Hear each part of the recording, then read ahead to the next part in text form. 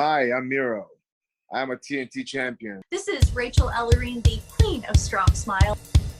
I'm Eric Bischoff. Live events, all right? When the WWE comes on the holiday tour, when they come to Ireland. Or Davy Boy without hair braids. As a fan with braids, as a dog without braids. And you are watching WrestleSlam. WrestleSlam. And you're watching WrestleSlam. So welcome everybody to a brand new episode of WrestleSlam for our podcast, your weekly dose of news, reviews, moves and Rick. Because we just love them and we know Vince does as well. So yeah, massive welcome from myself and today's journey from Mick and also from Matt. How are you guys doing? Tired. Yeah, all good, but fresh and ready to take on this week's wrestling news, which we're going to kick off and go straight into. So our first piece of news, guys, is wrestling community, don't you dare be sour. Clap for Biggie, our new champion. He cashed in on Monday night and he took it. Well, we know he put it out on social media beforehand, but I definitely was like, this is a work, because everyone's like, why won't Big E cash in? Why won't Big E cash in? Man, true to his word, out comes Big E and cashes in. And lads, the pop, would your heart not just burst with happiness for him? And the outpouring on social media is just testament to him. Not only his character in WWE, but the person outside the ring as well. He's so loved. It's actually frightening. So he sounds like the nicest guy. Gyrating hips and all. He just sounds like the nicest guy in the world. Mick, were you happy for him? I was so happy for Big E. You know, ever since he was kind of brought in as Dolph Ziggler's kind of heavy, he always had something about him, so it's great. It's great that he's finally got the opportunity to be WWE champion. I was a bit worried when he said he was going to cash. He's going to cash in. I was worried whether or not he was going to cash in, and whether he did, he'd be successful or not. I was thinking he might do Damien Sandow on it or something and fail. But thankfully it wasn't to be. He is now WWE champion, and I'm really excited to see where it goes. Hopefully he has a long reign. Yes, 100%. Matt, were you tricked? Did you think, no, he's not going to cash in? We know W at this stage. They know what we like, and they like to just sweep the rug under it. Be like, no, that's not going to happen. So I think, like all of us, when Big E announced that he was going to be cashing it in, I thought either he wasn't going to cash in at all because it was just a big ruse, or he's going to cash in and, like Mick says, pull a Damien Sandow or Baron Corbin, and he's just going to fail. But no, he lived up to his word. He won it. And like all of us, I'm fucking delighted for him. I can't wait to see what they do with the title. I was happy to see him on SmackDown, and especially with his entrance running around. I never thought I was so happy to see someone just running around high-fiving everyone. I'm like, he deserves this. He deserves this because I think I was just delighted we get to see a big, intimidating looking guy who's not a heel, who's not trying to be a monster. He's just a big, intimidating guy, but opposite. He just wants to have fun, and I feel like that's what we do with this title reign. And he's believable as a champ, isn't he? Even though he looks like the nicest guy with the biggest smile in the world, he is believable as your champ. Do you know what I mean, isn't he? Tell me, is this going to be a long reign, or are they going to break our Big E heart and stamp all over him, and he's going to be just there for a little while? They're going to take it off. No, I can see him going hopefully till WrestleMania at least. With the rumors going around now that MVP is out injured and Bobby Lashley is, where does Bobby Lashley go from here? Is he going to end up in a tag team? Well, they're supposed to have a tag team title match against RK Bro, but that doesn't seem to happen now. So I don't know where Bobby Lashley goes after this, whether he goes to SmackDown or he just floats around Raw for another couple of months. But there's nobody else really on Raw to challenge Big E, with and the exception of maybe Drew McIntyre, Randy Orton. But with the draft coming up, Drew McIntyre is rumored to go to SmackDown, so depends who they move from SmackDown. But I give him a good run. I put it out there a few months ago. I'm going to put it out again. Big E versus Kofi versus Xavier Woods in a triple threat at WrestleMania. Lads, I'm not able. Oh my God, I'm not able. And they did come out this week and they were like, oh, they'll never split up the New Day. No, they'll never. They don't have to. They can just have a triple threat match. And, if Sabre goes over, then they're all champions at one stage. So make it happen. With the teasing this week of Shelty on the plane next to MVP, I'm like, don't get me hopes up now with the Hurt Business. Do not do that to me. But I would absolutely be here for the Hurt Business versus the New Day. 1,000,000%. So I'm like, don't get me hopes up now, MVP. Just you go get fixed injured and bring the boys back because we love some. Speaking of championships this week, Samoa Joe had to relinquish his NXT championship. Now, okay. I'm within a few minds as well about this match. Injury. First, I was like, he's injured. I was like, I knew it. He was too soon. Never should have gone back into the ring. I knew it. They only cleared him to sweeten him up, and I was all mad. And then I was like, am I being worked to within an inch of my life? And is it just a case of the new direction they're going in that they want somebody else as their champ? But then Tommaso Ciampa won, and that vetoed that as well. So, Mick, what's going on with this title? It's hard to know. I mean, I don't think it's a work. I think Samoa Joe is legitimately injured. I feel so bad for him. I mean, he deserves everything in the world. I think he's so good and has been so good for 10, 15 years now. He's a tremendous worker, tremendous mic work, and you just want good things for him. And it looked like he was back on top there. So it's really unfortunate he gets this injury. With the new direction that NXT are going, I was surprised that they put it back onto Champ straight away. Right. I thought maybe they might go with someone a little bit different, take a chance on someone. But look, Tommaso Ciampa is a proven champion. He'll do really well with Goldie. It was really interesting to see Scott Steiner's nephew have a face-off with him at the very end of that show, so that could be quite interesting. So yeah, it's interesting things coming from NXT all over the show, not just in the main event. There totally is, absolutely. With Pete Dunne signing his new contract, I was convinced he was going over. I was convinced they were putting it on him because, he'd agreed to it. And I was like, surely, that was maybe a sweetener or a softener, but apparently not. Matt Ciampa as champ. What do you think? Back with Goldie. Good idea? Ciampa champ. We need to get that shite trending right now. Champ.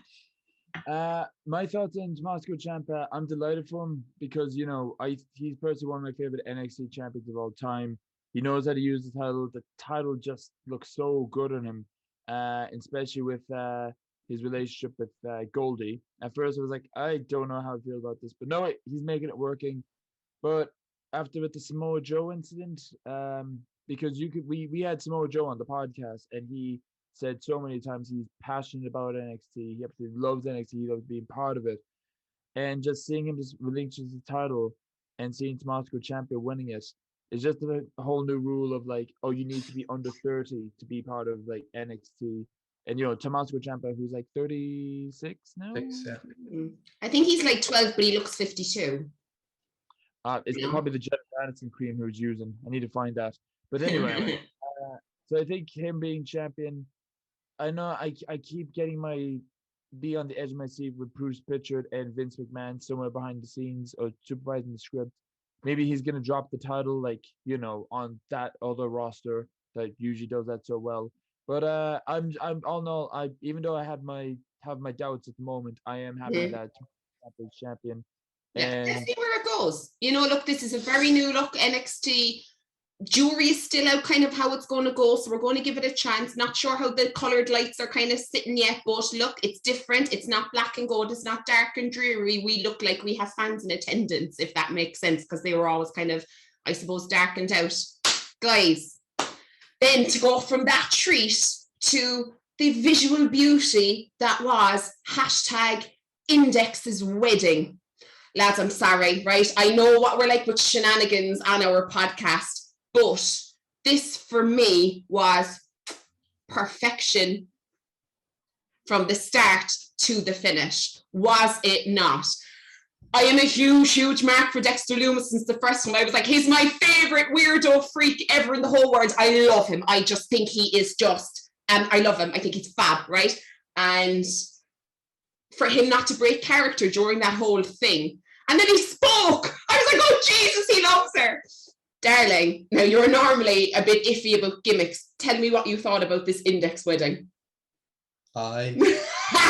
Fuck off. You said it once, it was enough. I loved it. I thought it was a fun part to end to close the show for the first NXT 2.0. Like, it was a nice way to end. Like, it's a wedding. Like, nobody got involved, and he had an axe in his inside pocket, like, to make sure nobody got involved. I thought that was a nice little touch, that nobody was going to try and interfere in that wedding with him there.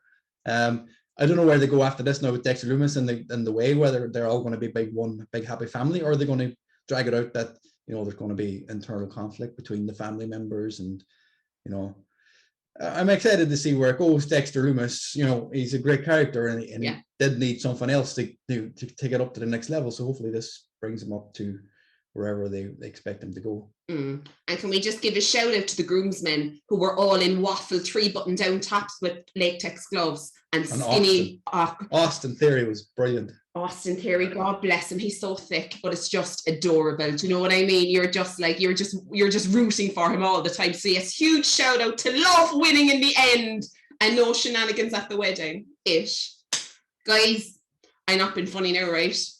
I'm marking out massive this week, but did anybody catch Tony D'Angelo promo in NXT? I am here for it. Give it all. Give me the dry cleaning business. Give me the people with horses' heads in their bed. Waste management. Waste management. I want it all. I want ducks flying over the pool in the fucking back garden. I want everything. I want a massive family meals, even if it is in Chicago. I don't care. Matt, did you catch Tony D'Angelo, and do you want to see more? You know what? I don't know how to feel about Tony at this moment, but I want to see more. I feel like this is just the beginning. Whatever they're going to toss at him, because I feel like he's now in that line of NXT gimmicks that wouldn't work in like on the main roster or somewhere, but it's going to look really well on NXT. So you know what? Why not? I didn't see much of him, but give us Tony. I want to see more Tony. Totally. Yeah, I'm here for it. I want to know Tony and his family and be protected. Mick, what can we expect from Tony D'Angelo? If we get anything less than Sopranos episodes airing out on NXT, then I'll be very disappointed. Totally, right? I really liked it. I don't know why I liked it, but it felt like a real throwback to earlier WWE days, these kind of gimmicks, you know. The FBA. You know what I mean? So, like, the presentation was very, very good. He comes across really, really well. I'm looking forward to seeing more of Tony D'Angelo. Totally, right? Yeah. What did you think? Are you here for it? It'll happen if they book it right. Yes. If they have a butcher shop, maybe Brock Lesnar can show up and chop up the meat for them. Yeah. Oh my God, Cameron Grimes is at the back counting the money. Yeah. That'd be amazing. You know, it'd be really cool if they did a long series of these kind of vignettes like they did with Razor Ramon back in the day. You know. Yeah. Yes. That'd be really cool. Yeah, they were fabulous. You lived for Razor, like, you know, Chico, and looking at everybody like their shit, like coming out of the amusement parks and pulling up in the Cadillac and stuff. It was amazing. It was just everything. Like, so really looking forward to seeing how that turns out.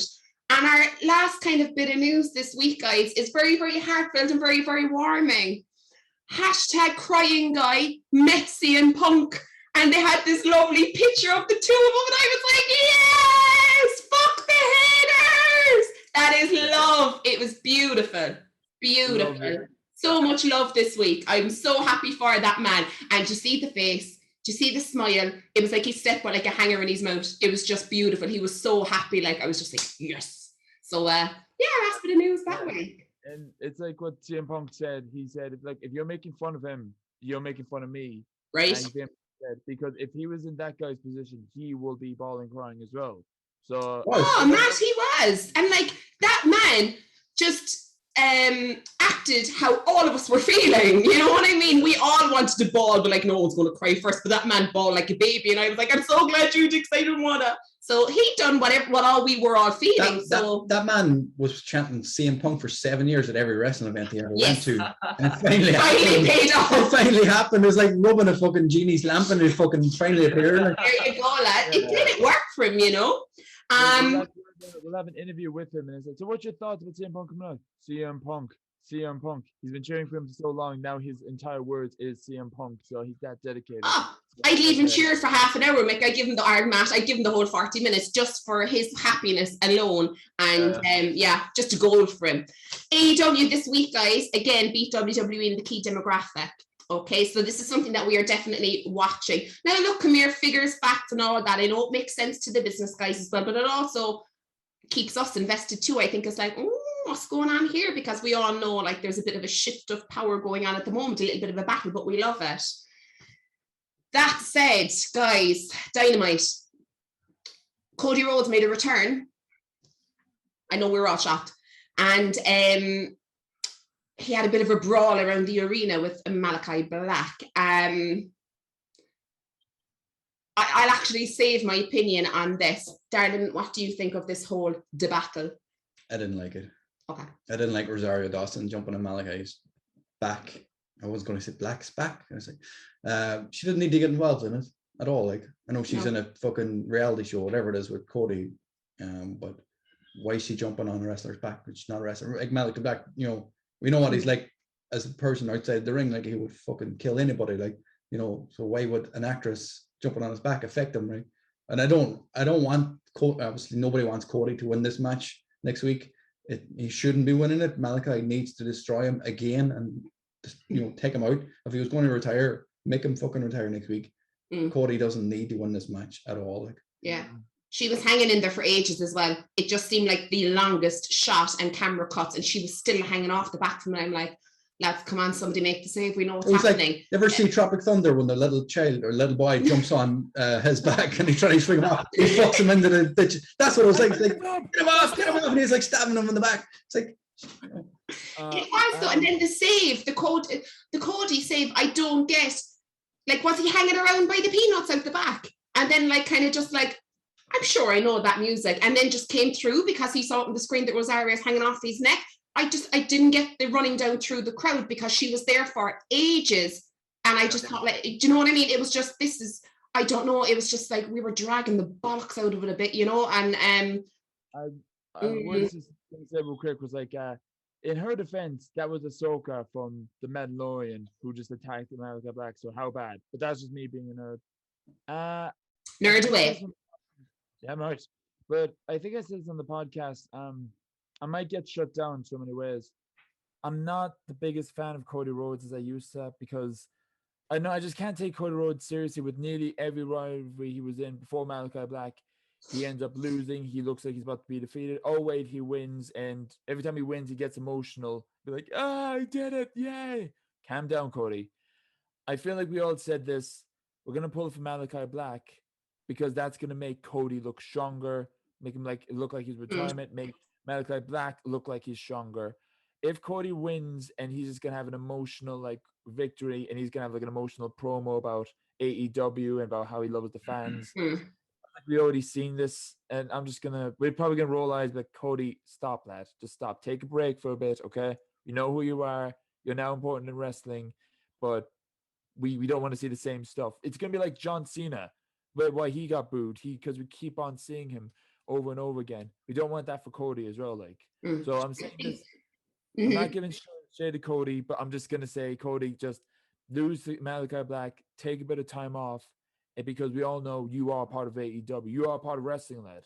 But I think as well, it's very hard to take him serious as an underdog and be really, really happy for him when he wins when you're EVP of the company. Do you know what I mean? You're not an underdog. You're not the WWE underdog Stardust anymore. You know, you're not so it's hard to kind of take that serious.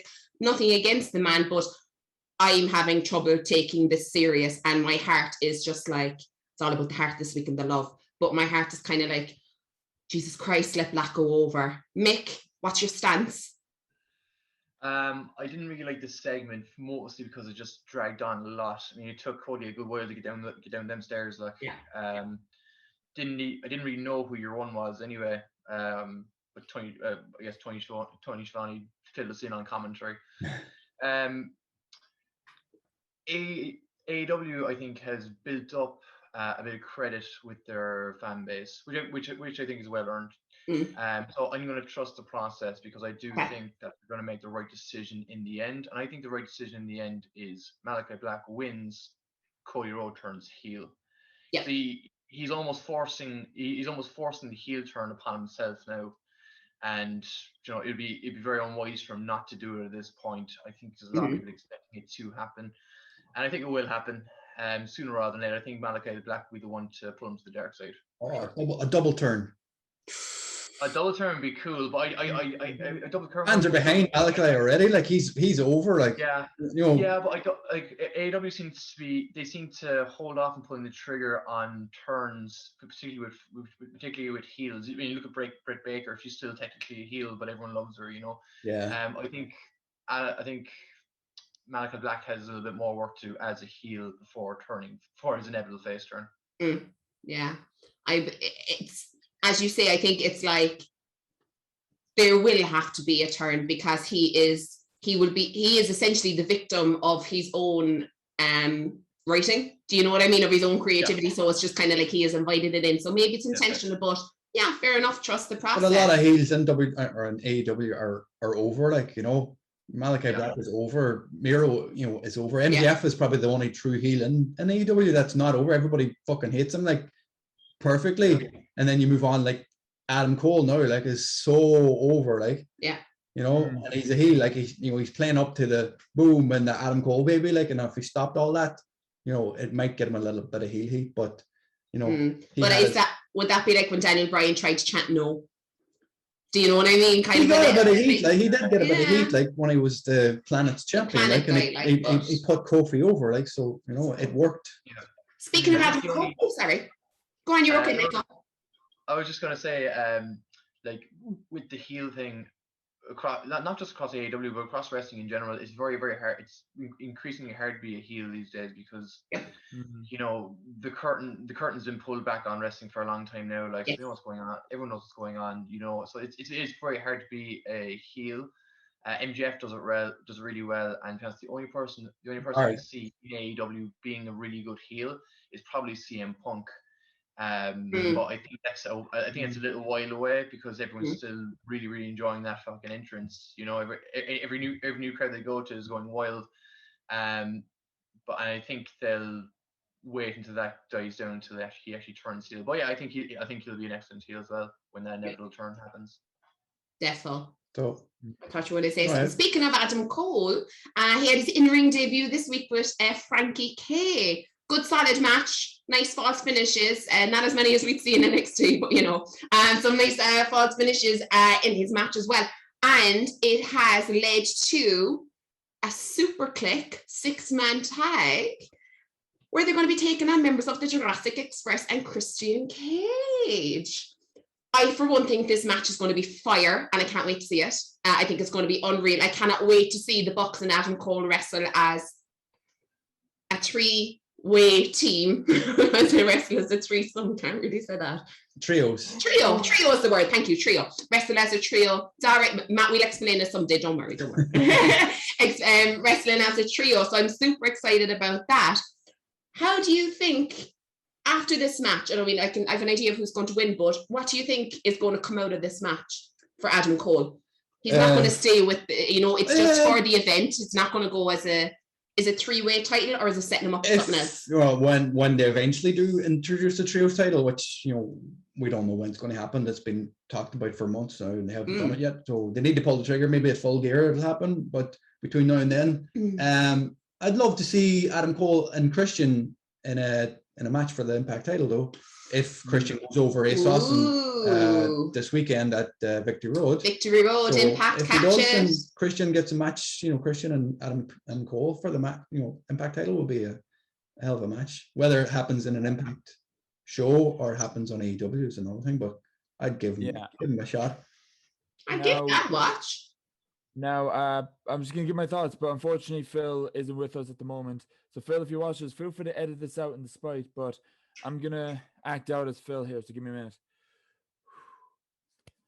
The big smirk now, Matt. The big smirk that something that we don't because you're in bed with Vince. Tell us.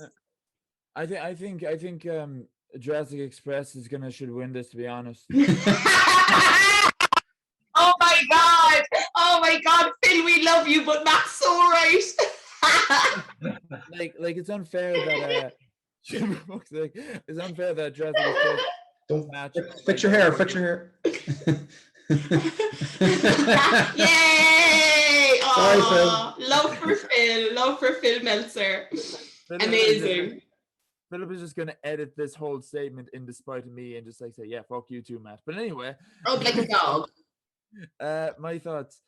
Speaking of Phil, I might be going for Jurassic Express and Christian Cage in this one. I mean, I want to see Adam Cole pick up the victory to make him look undefeated to get more bragging rights. But we keep forgetting, Christian Cage has the Impact Championship and he wants to make that look good. He also has this show to also focus on. So with a good win by him, that'll make us tune into Impact as well to see more of him as well. So that's my thoughts. That's who I'm pulling for. If Adam Cole and the Young Bucks win, perfect. But at the moment, Jurassic Express and Christian Cage, I need to fucking stop. But anyway, them anyway. That's The vampire and the dinosaurs. I want to see if this happens. I want to see, does Adam Cole bring in more eyes to Impact than Kenny Omega?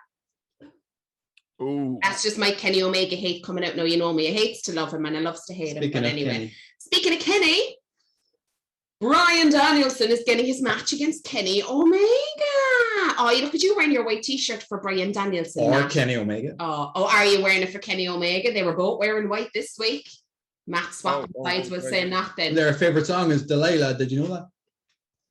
Is it because it's a plain white tie? Maybe. Maybe Maybe that's why I'm wearing a t-shirt. Maybe that's what it is. Maybe you're listening to the old plain white ties. Tell me, Mick, who's gone over? Oh, I would say, because it's non-title match, I would say that's probably going to be Daniel Bryan. I mean, I can't wait for. I mean, apart from maybe The Rock and Roman Reigns, is there a bigger match to make in wrestling right now than Omega and Bryan Danielson? I don't think so. Totally not. It's surprising they're giving away so soon and on free TV. Because it's all in pay-per-view main event quality match. So it's very surprising that they're giving away so early. I definitely think Daniel Bryan, he's not going to lose his first match. I don't think, especially if it's non-title. But yeah, it's gonna be absolutely brilliant. I think we're going to see a side of Bryan Danielson that we haven't seen in a long time. I think he's going to go into this match with a point to prove. I think Kenny Omega is going to want to make him look really, really strong in ways that only Kenny Omega can. Yep. And yeah, really looking forward to it. Looking forward to the whole Grand Slam week. It's going to be great. Unbelievable. Absolutely here for next week. Cannot wait. We'll definitely be back on during the week to give our couple of pence worth because there's some really, really strong matches coming. Cannot wait for it. I'm going to sidestep the teasing of Sting and Tully because I'm not ready to deal with it just yet. Because sidestepping, let's just leave it there for a minute and hopefully we may not have to discuss anything like that. SmackDown, guys, last night we had Big E and Finn Balor taking on the Usos from the Bloodline, which is now setting up the New Day and the Bloodline next week. So it was nice to see Big E on SmackDown as champ. I think it was nice because, he's been kind of teasing with Paul Heyman and Roman Reigns over the last few weeks. So I think it's nice that we kind of got a little bit, I suppose, of, I want to say closure, but now obviously we have a 6-man tag. But tell me, New Day and the Bloodline, good idea, bad idea? Yeah, why not?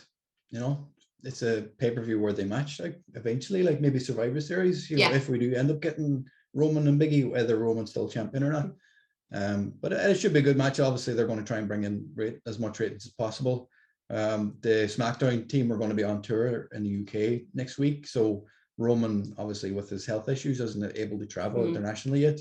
So he was put onto Raw, and Drew McIntyre and a few others are put onto the SmackDown tour for the UK fans. So that's the reason he's on Raw. So they obviously had to have something for him to be on Raw for, without explaining that he's not on the UK tour. So it'll be a good match, whether it brings in the ratings and it's big enough to beat the key demo for Dynamite. It very doubt that it'll beat the Grand Slam key demo this week. I think it's going to hit 1.5 million, maybe more this week for Grand Slam. Like, and Raw's struggling with the Monday Night Football. Like, so there's a good chance Dynamite this week could beat Raw overall in numbers, not just key demo with the lineup they have. So this is their way of trying to get their Raw numbers up as big as possible, having Roman Reigns on the USA Network, you know, pleasing the USA Network as well, because they're pissed off that Fox is getting Brock and Becky. Definitely. See what happens. Totally. There must be some kind of fucking, I mean, I definitely wouldn't be happy, you know, when you're getting the likes of dripsticks and stuff. But yeah. I can't see how they're going to compete with CM Punk's first TV match in 7 years, plus Daniel Bryan and Kenny Omega, amongst so many other great matches. There's so much like Britt and Ruby. There's just so much which Ruby by on fire last night with her promos. We love it. We love to see Ruby coming into her own. Definitely. Britt sleeping with someone backstage. Ooh. But we love. I know skitting, but you know what? I like that they're touching into their past. And there, you know, the fact that she was like, yeah, I was fired, but she said, best thing that ever happened to me. So loving that. Just a little segue there for Ruby's promo. We love you. Moving on to the bloodline, Naomi came out and gave a little bit of a promo to Sonya Deville there backstage because she again wasn't on a match. So she got in her face and she got fined. This shit pisses me off. You know what I mean? People can beat people up, whack them into ambulances, throw all shit backstage at them, and Naomi comes out and talks a little bit of dirt, and she gets fined for wanting a match. Some fucking fancy shenanigan word they put on, and anyway, I can't remember. My brain's gone. But yeah, so please direct Naomi to the bloodline. We need to see it. Okay, that's all I'm going to say. I think that we need to see it. Moving on from that, we had I'd say 2-minute women's tag match for Liv and Tony versus Carmella and Zelina Vega. And there was actually no offense pretty much in the match. It was ridiculous. And it was count out? Madness. Matt, what's going on with the women's division on SmackDown? Will it be bad if I say I don't know exactly where the women's division is going? You'd be honest. We said this last week about Becky Lynch as a heel, and I just said I hope they're not going to do it with John Moxley's Dean Ambrose role. We know he can do a good heel, but they gave him a ridiculous character. Now they're doing it with Becky Lynch, painting her as like a female version of Conor McGregor in some way. That's the vibe I'm getting. And instead of them building up that she'll turn heel, like, you know, that she'll keep rejecting Belair's like match offer, she's like, nah, to the very last minute before Extreme Rules, she'll actually turn on Belair and become a full heel. That would be a good story, but no, they push her as a heel straight away and just got into Belair's face. With Liz Morgan and Carmella, I'm not invested with this rivalry. It's just, Carmella thought she actually broke a nose. Oh wait, backstage she didn't, she was grand. Liz Morgan just tossing out a random challenge. I was there like, okay, it's going to be a kickoff show sorted for the Extreme Rules. But I know, and kind of the same with Over and Raw, because they're just like tossing the women's title over and over and over again. I think I kind of forgot Nikki Ash was champion just the other day. I was like, oh wait, she was champion. I forgot about that. So they're going to make Charlotte look good. So that's my thoughts on the women's division in general in WWE anyway. So they just need one good storyline. Yeah. But that's it. It just goes to show that like when you have to stop and check who's champ, you know, like even now it's Charlotte's champ, and even now you have to think about it. Do you know what I mean? Which is a sorry state of affairs. And even on SmackDown as well. Now, anyway, look, let's see how it plays out. But the fact that they're just getting so little is madness. Tell me, Apollo Crews then as well seems to be going back into a feud with Shinsuke Nakamura. They've had multiple matches, but apparently now Apollo Crews is now the Prince of Nigeria again. He's remembered all of a sudden where he is, and he's out attacking everybody. So let's see how that fares out. And to be honest, what can I say? SmackDown was interesting, but there was a lot of repeat segments, and there was a lot of stuff that we've kind of seen already as well. So Mm. looking forward to Arthur Ashe next week. Looking forward to seeing how all these matches play out. Best of luck to Impact with their pay-per-view this weekend as well. Victory Road. So catch it, guys, for Impact is coming on leaps and bounds. From myself being Liz. Don't forget to check out Ace Austin and Rich Swan interviews. Will be on the channel soon. Yeah. Definitely. Sorry, dear. I nearly forgot you. Massive interviews at Ace Swan. Hello. Ace Austin is up there, and another biggie coming this week, hopefully very, very soon. Catch us at Slam Wrestling on Twitter. Catch us on Instagram, on Facebook, and all of our podcasts on YouTube at Sports Matters TV. So for myself being Liz, himself being Jerry, Mick, and Matt, have a fantastic wrestling weekend, guys. See you soon. Bye. Say wrestling, maybe.